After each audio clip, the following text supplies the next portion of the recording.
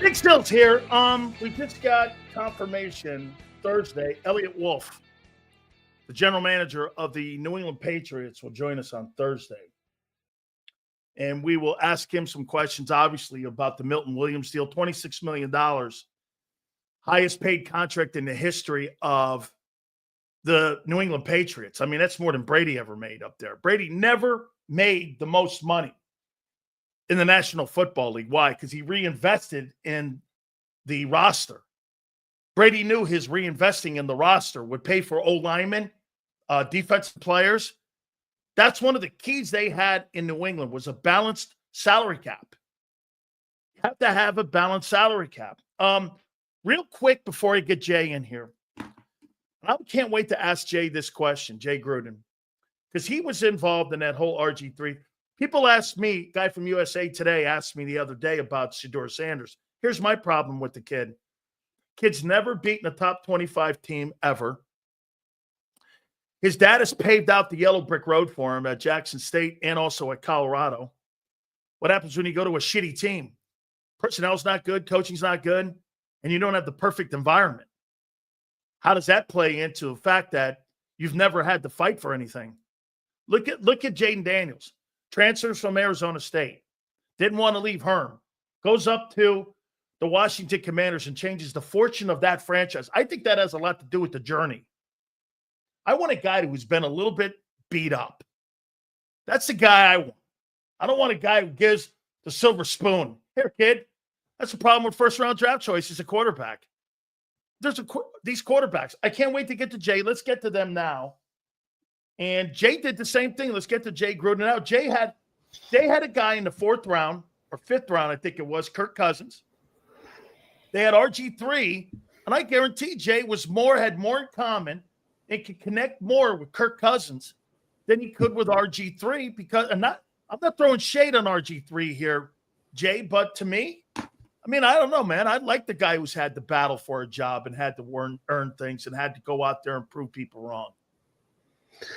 Yeah, there's a lot to that, Dan, but you can't really fault Shedeur for the path that he's taken. He did go to Jackson State, won a lot of games at Jackson State, and then transferred to Colorado, won games at Colorado. So he did accomplish what he was asked to accomplish, really. You made a good point. He had to be the top 25 team, but, he's still a good player, good athlete. Seems like a pretty good kid with a good head on his shoulders.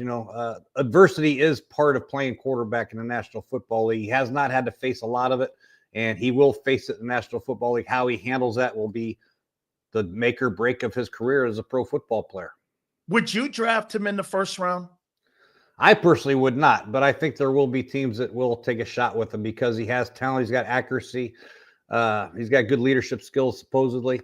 I didn't see a player that got better throughout the course of the season. It was my only issue.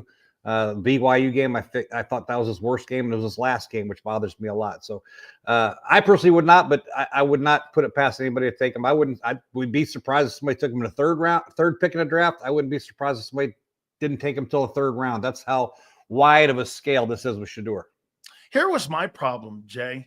I mean, when you watch Jalen Hurts play the quarterback position, here's a guy that threw the ball away, and instead of taking minus yardage, he would throw the ball away because, as you know, what would bother Jay Gruden the most is a player with a turnover or taking minus yardage plays. Okay? To me, this guy would rather take a sack because it doesn't go against his completion percentage because, as you know, scouts and agents all know you get paid on stats. You get paid on numbers. This is what you get paid on. And I never thought he really helped this team when he had crucial situations. And anytime that there was a case that the team didn't perform well, it was the O-line. It was the coordinator. Man, when you're a quarterback, you take all the shit. And when you win, you give everyone else all the kudos. I don't know, man. I just don't see it with him. I think a lot of it has got a lot to do with all social media stuff. If his last name was Shedeur Ewers, like Quinn Ewers, he goes in the third round, doesn't he?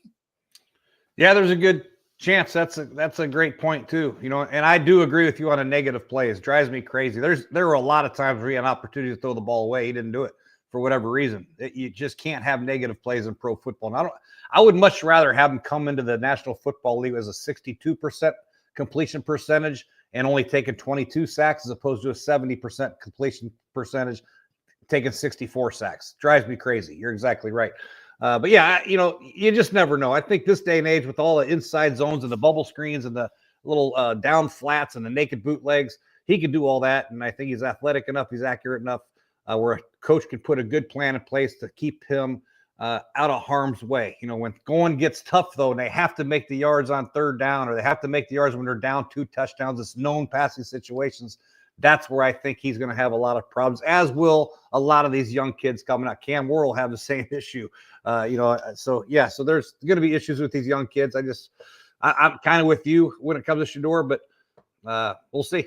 How about this too, man? Look, I know the kid from UM, and I love UM. You know that. I mean, I don't see it there either, Jay. I mean, I see a kid who I think he had a good – I like the journey. I like the whole thing, but I don't know, man. I saw reckless throws in there. And one thing about the NFL, and you know this as well as anybody, teaching these kids and teaching these quarterbacks, when you're in college, you're telling a kid where to throw the ball. When you're in the pros, you got to know where to throw the ball. Because if you don't know where to throw the football, you can't play the position. What do you make of this quarterback class? I'm with you again, Dan. I hate to agree with you all the time because I think you're full of crap half the time. But, I'm not sold on any of them either. My favorite guy might be the kid from Louisville, Tyler Shuck. He's 6'6". He's been hurt twice. I know he's 26 years old, but he's got the big frame and a big athletic throwing arm and the motion, and he's athletic enough. But Cam Ward does have a quick trigger. He's made a lot of big throws in his career, been in 3 different spots, one everywhere he's been. He can make all the throws, touch. He's got the arm talent. So I do think he is the best quarterback in the draft, but how much success he has, I don't know. I mean, they didn't get it done with the quarterback at Tennessee the last couple of years. They're going to change and try to go with another young one. I'd be surprised if any of these guys come. I don't think any of these guys will do what C.J. Stroud did or Jaden Daniels did in their rookie year. I just think they set the bar so high, it's so unrealistic that it's going to be very hard for these guys to do that. Do you agree? JD, did you regret drafting RG3? I didn't draft him. He was there when I got here. So Shanahan's drafted him, and he was rookie of the year. Then the next year, he kind of got hurt the playoff game. Next year, they were terrible, 3-13, I think. And then I got the job after that year. I was the one that was responsible for moving to Kirk Cousins. They drafted Kirk and RG3 in the same year, and I came in and had to coach both of them. Did you know right away? Jay, when you were in there and you were watching game tape, did you know right away? Because I had never heard you say this. Did you when did you know it wasn't going to work? How quick? I'm sure you knew, but there's pressure from above. You've got contracts, you've got GMs, you've got all those things. It's a little different than in college where you kind of run your own ship and you got your own moat and castle. When you're in the pros, you got a lot of people you got to answer to. Did you know right away? No, he did enough his rookie year. He won rookie of the year. They were 9-7. He won rookie of the year. Then he got hurt in a playoff game against Seattle. They had a really terrible year the next year. I think they were 3-13. Like I said, I was brought in to try to rejuvenate his career. So he had enough on tape where, heck, he could run and he could throw. He had some positive qualities about him. Just when I got here, watching him throw side by side next to Kirk and even Colt McCoy, we thought he was the third best quarterback throwing the ball. Now, you got to let these guys play in games because he has proven that he's been a gamer and won games at Baylor, won games in the National Football League. We had to let it play out. And just as it played out, it was clear to everybody in the building that, Kirk was a better quarterback. When you're sitting at where the Eagles are, we're based in Philly, obviously. You're sitting at 32. I heard Howie Roseman say this yesterday. When I look at this draft, maybe you have a different opinion of it. I don't see 10 first-round draft choices. I just don't see a very good – I mean, everybody from 15 to 50 looks the same to me in grades and stuff. So I would say this to you. When you're at 32, what do you look at? I mean, did you really draft the 5th best edge rusher, knowing full well he's not really even a first-round guy? Or don't you go with a guy like Malachi Starks, who he's a first-round talent? Safety position may not be where people think it is today, but it's important, especially when you're playing 2-eye safety. I mean, how did you look at the draft when you're down in the draft or you're in the middle of the draft? Did you go with best player available? Did you go with need? How did you look at players when you were trying to build a roster? Well, you looked at need, and hopefully your need was the best player available, so you could make that connection there. But if you had similar grades to a corner and a wide receiver, and you needed a wide receiver, you take the wide receiver. But if the corner was way better than the wide receiver grade-wise, you take the best player available, and that has to happen sometimes. I think Philadelphia's got a luxury pick there. I think they could take their favorite player. It could be a running back. Won't be a running back. They got Saquon.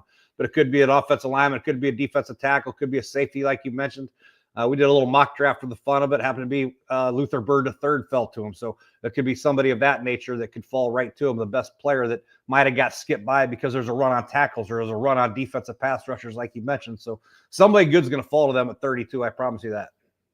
How would you play Travis Hunter?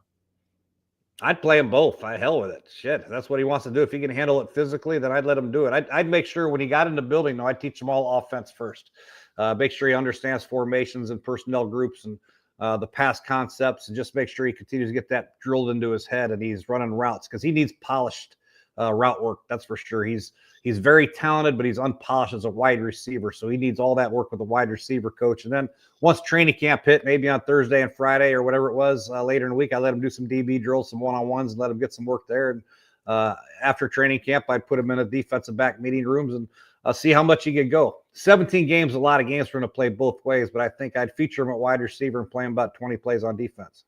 So in your opinion, what would be the more difficult? The way I'm listening, you think it'd be tougher to teach him the offensive game attack than it would be to play him at cornerback, because, again, like I tell people, the offensive playbooks compared to the NFL defensive playbooks, the offensive playbooks, like you and your brother's playbook, looks like a Tokyo phone book.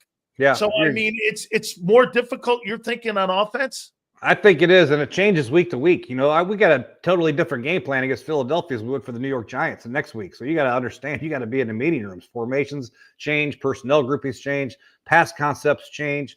Everything changes from week to week. You got to be different. And defense too. I think the big thing defensively, if you're going to feature a lot of man-to-man with them, the most important thing is how you're handling motion. You change the strengths, the stacks, the bunches.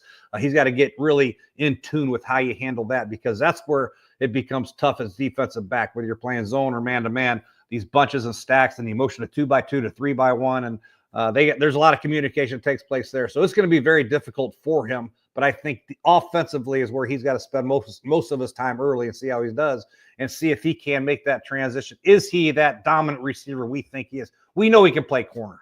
Nothing against cornerbacks, but I know he can be an awesome corner in the National Football League. But can he be a game-changing wide receiver? Let's get him in the building, work on his routes, see his hands, see how he handles the information, and go from there.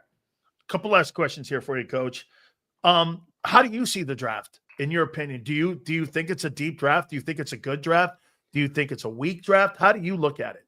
Yeah, I think it's a pretty good draft for teams to really help their team. I don't know if there's a lot of Pro Bowl type players in the first round. I think the all rookie team might be a little shaky, but these are guys that are going to help your football team in years to come. I think there's a lot of guys that have talent there's a lot of pass rushers that have limited production. They're all on. He's got great upside. He's got great length. He's got great speed, but he's got 4 sacks in his career. Like 4 sacks in his career. What, are you kidding me? But you got to take a chance with him because he can run and he's big. Same thing at wide receiver. McMillan, he's the number 1 receiver. Is he a physical guy? I don't know if he's that good or not. Burden's a littler type guy. He's a good player.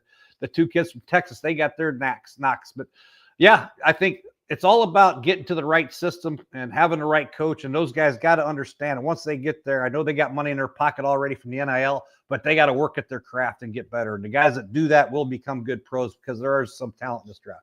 Jay, when you see a guy like that Shamir kid from A&M, you said it perfectly. I look at, and I saw him at the combine, so I'm like, holy shit, if he was at Gold's Gym, this guy's the guy. But then when you put his tape on, you're like, I mean, a sack and a half? I mean, I don't know, dude. I mean, you got to stand out in the crowd if you want to play in the NFL, don't you? I'm like, doesn't production matter? He is disruptive. He can be disruptive. Him and the other kid. I mean, there's 2 defensive ends in the draft. Scouten's a good player too. So I'm interested to see which one goes first. I'd take a shot with Shamir, though, like you said, just because of his length and his speed. With all the quarterbacks nowadays, with the versatility, the Josh Allen, Lamar Jackson, Jaden Daniels, these guys that can run. You want guys that can run, that have some length and chase these cats down. So I would definitely take a chance with this guy who's long and can run. And hopefully you get him in the building, have a pass rush specialist work on his hands, his moves, rip, squat, spin, all that stuff. So There's some talent. They just need some work. And there's some guys that have a lot of sacks that don't really have the size that you really want. So production guys don't have the size you really need. The guys that don't have the size have all the size and the length. So it's a very tough draft for the defensive pass rushers. Coach, last one here for you. Howie Roseman. How do you make of him as general manager? Some think he's the best GM in the league. Some think he gets the salary cap because he comes from the money side of the building, not a personnel side. But the last 4 years, they've done a really nice job. I think it's because they played in the sandbox of the SEC, and that's pretty much. I mean, you're almost in a failsafe, right, Coach, when you're down there in the SEC. So, but you personally, I mean, having gone against that organization a couple of years as head coach of the Washington Redskins, tell me, man, how do you look at him? Yeah, I think he's done a credible job. We were the same way. We erred on the side of SEC. We had a bunch of Alabama guys. We're like, hell, and if it's close, we're taking SEC guys. These been through the ringer. They played the tough competition. They're 5-star recruits. I mean, these guys are all good players. They've done the same thing with the Georgia guys. So I think he's done a credible job of not being afraid to make changes despite what the fans think and what the media thinks. You know, I mean, he makes changes. He goes out and trades for Saquon Barkley. He gets A.J. Brown in the building somehow. He loses other guys that are pretty good players. People are like, you can't lose him, Hassan Ray. You can't lose it. And he does it. He does it based on what's best for the football team. And every decision he's made so far, knock on wood, has worked out perfectly for these guys. And they're in a position right now to be strong for many years to come because they had a good quarterback. Their line of scrimmages on both sides are dominant. And if you can build dominant offensive line and defensive line, you don't have to have a top quarterback like a Josh Allen or, Patrick Mahomes. You can have a guy like Jalen Hurts. So he's done a great job of really understanding what it takes to win football games. It takes a line of scrimmage and then have a couple of big play targets like Saquon and obviously A.J. Brown and some of the other guys. I want to sneak one last one in on you because I heard Chase Daniels say this morning, and I want to ask you, is Jalen Hurts one of the quarterbacks in the National Football League you would build your team around? Well, what are my choices, Dan? He can't just, yes, if he's all I get, yeah, I would take him.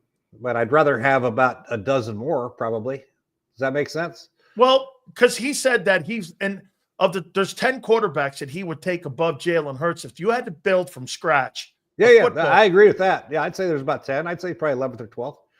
I wouldn't mind building my team around Hurts, though. He's an athletic kid. He can throw good enough, and obviously he's proven winner. So he's won everywhere he's been. So, I mean, what the hell? He's won a Super Bowl. He's been in another Super Bowl. So he's got something to him. Shit, I'd take him. Hey, Jay, get back on the golf course. You look good, brother. Yeah, Dude, hey, the good life is treating you too good, man. You surrendered now. You must be in sweats all day, too. You don't give a shit about getting dressed up anymore, do you? You don't care. You got the money. I got a collared shirt on. I look good. Coach, thanks a lot, brother. I appreciate you, man. All right, Dan. Thank you, man. Anytime. See you. That's my friend, Jay Gruden, man. I love the guy. Yeah, I forgot that one with Xander. Holy shit. Chase Daniels says that there's about 10 guys that they would build a team around. And I happen to agree. If you had to start from scratch, okay, with Jalen Hurts, one of the top 100 most influential. I think that's a great honor, though. I won't lie. Time Magazine names you one of the top 100 most influential people in the world. I think that's dope. Okay? I love that. I think that's one of the great. I'll tell you this. I would take that over all pro any day. One of the most influential people in the world, one of the top 100 people in the world. That is a really great comment. Okay? Get this. Who would I take to build a team around? What would be my top 10 quarterbacks? If I had to start from scratch, this is not a conversation. Who are the top 5 quarterbacks in the league? Let's see. Evan, 8, 9, and 10. Who would be the 10 quarterbacks that I would build my team from scratch? Number 1, I'm going Joe Burrow.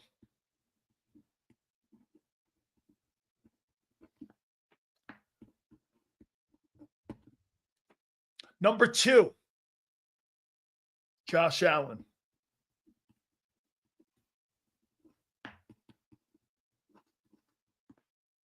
Number 3, if I had to build my football team from scratch, no AJ, no Saquon,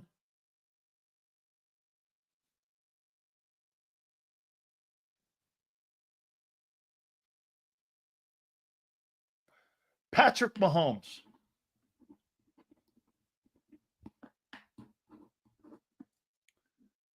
Number 4, Lamar Jackson.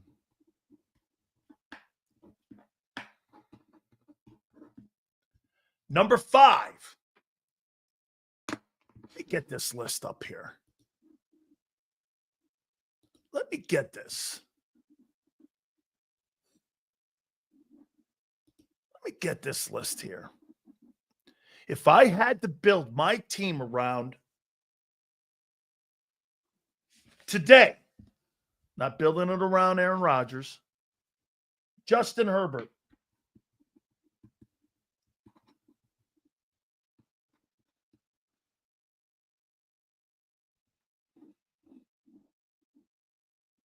Jaden Daniels.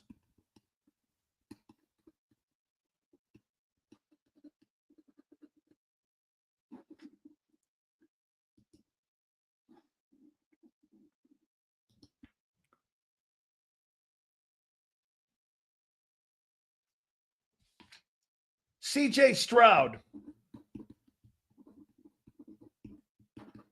Building from scratch. I'm going to put Hurts there at 8.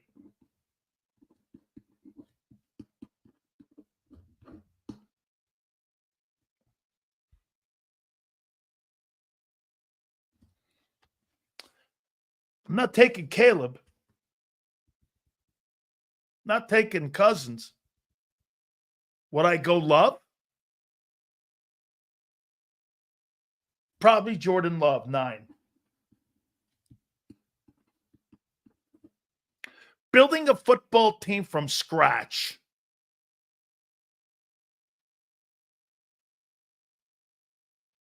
Would I build my team from scratch with Jared Goff? No. Baker Mayfield? No.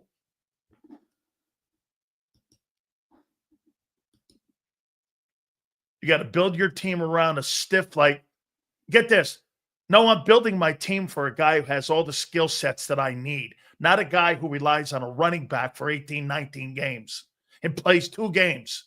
That's what I'm doing. Guy throws for 29.03 is not anybody I want to build my team around. No, thank you. And he's got it. How could you have an offense that's 29th?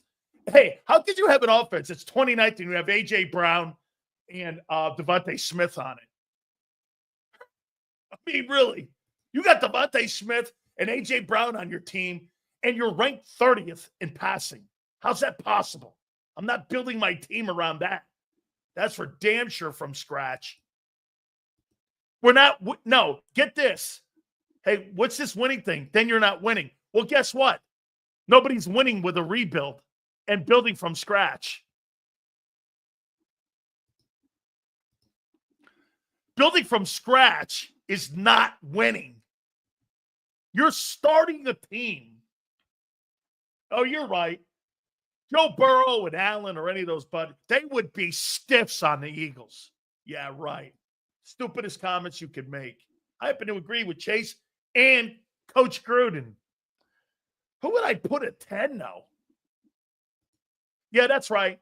If you were going to draft a quarterback in the draft, you would take Jalen Hurts number 1 overall, right?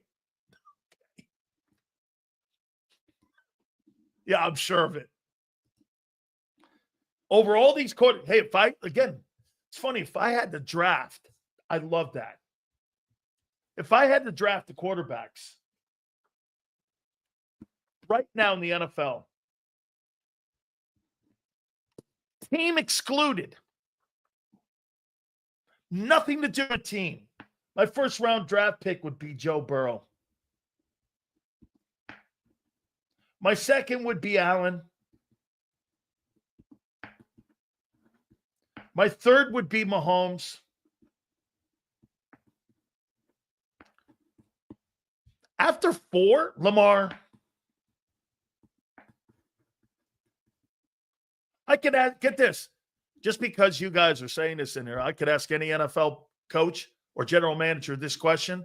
Ask John McMullen that question tomorrow. If he, out of all the quarterbacks in the league, he'd build his team around Jalen Hurts from scratch. Ask that question in the morning. See what John says. Xander would put Hurts second and building his team around. Well, I'll tell you what, if you took A.J. Brown and Devontae off that team and you gave everyone the same team, you're telling me you think Jalen Hurts would carry the team further. If both guys had wide receivers, the same equivalent of Juju Smith-Schuster, you think Hurts would carry him further. That's ridiculous. You know why? Because the guy in Buffalo does. Guy in Buffalo doesn't have receivers. He didn't even have a tight end. I mean, there's not one player in Buffalo that could start in Philly. Not one. Not one. Think about that. That guy in Buffalo, there is not one player that could start. Kincaid couldn't start over Goddard.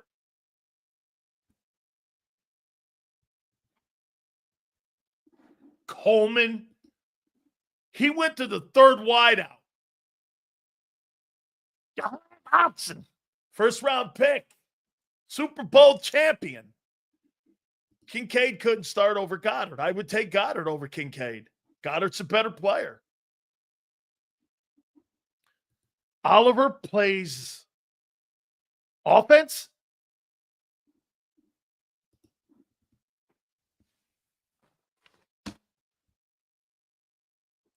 Oh, what a great. Hold on for a minute, man. Chase, I got to get that. Hold on for a second. This wasn't this was actually a pretty damn interesting conversation. You know what I got to do? I got to get Chase Daniels on. Did they have that? I've got to get Chase on because that was an amazing take that Chase Daniels had. Let's see if I can find that.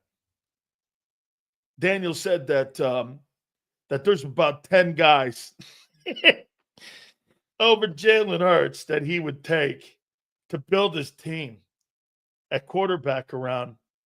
Nobody in their right mind outside of Philly would think that. Ask John McMullen that in the morning.